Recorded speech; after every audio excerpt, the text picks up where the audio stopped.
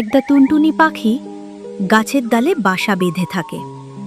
সে খুব খুশি, সারা দিন গান গায় আর ছোট ছোট বীজ খুঁজে খায়। একদিন বনের অলস শিয়াল টুনটুনিকে দেখে বলে, এই টুনটুনি, তুমি প্রতিদিন গান গাও, আমি বিরক্ত হই।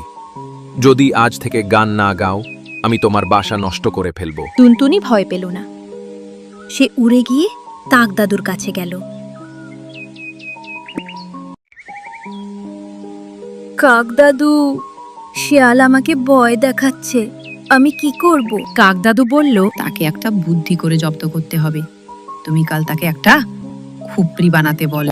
পরদিন টুনটুনি শিয়ালকে বলল, আচ্ছা মামা, আমি গান গাইব না, আপনি যদি আমার জন্য একটা ছোট খুপড়ি বানান। শিয়াল খুশি হয়ে খুপড়ি বানাতে শুরু করল। সারা দিন খেটে সে ঘেমে নিয়ে গেল। খুপড়ি তৈরি হয়ে গেল।